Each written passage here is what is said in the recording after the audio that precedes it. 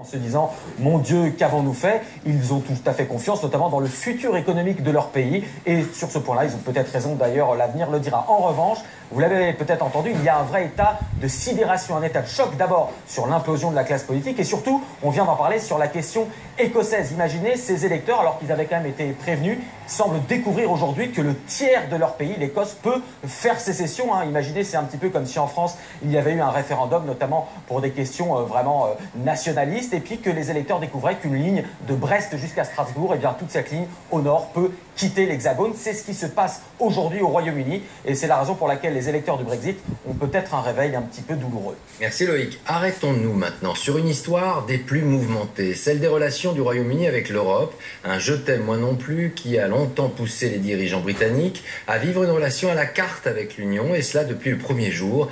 C'est l'heure d'un rappel historique bien utile. Loïc de la Morne est justement avec Laura Calmus. Tout est là, résumé dans la dernière une du Sun hier.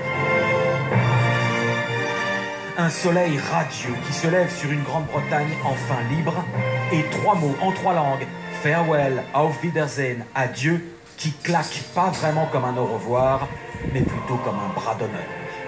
Au cours de ses 43 ans de mariage avec l'Europe, le Royaume-Uni a toujours soufflé le froid et le chaud. Même avant les noces, Winston Churchill dit un jour « I love you ». We cannot aim at anything less than the union of Europe as a whole. Et un autre « moi non plus ». Comme cet épisode où il confie à De Gaulle « Entre l'Europe et le grand large, nous choisirons toujours le grand large ».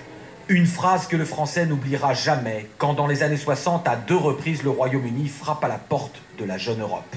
Et je me souviens des journaux britanniques qui titrent en gros, qui montrent une caricature de De Gaulle avec son nez, son képi, « The General say no ». Alors oui, De Gaulle disait non. Et il avait peur que les Anglais, et il avait raison, ne suivent pas les règles du marché commun à l'époque. Voilà. Le Royaume-Uni intègre finalement l'Europe en 1973. Mais dès les années suivantes, la jeune mariée est d'humeur changeante. Elle s'appelle Margaret Thatcher.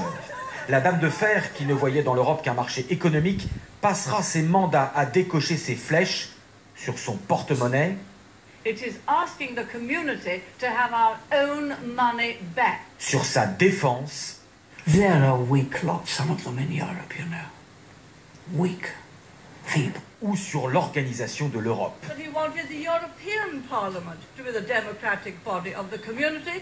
He wanted the Commission to be the executive, and he wanted the Council of Ministers to be the Senate. No, no, no.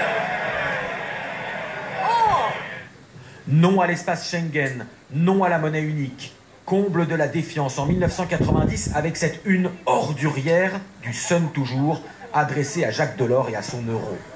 Que ce soit sa presse populaire ou son parti conservateur eurosceptique depuis un demi-siècle, il n'est finalement pas surprenant que le Royaume reprenne aujourd'hui le large, même si personne ne sait s'il sera grand.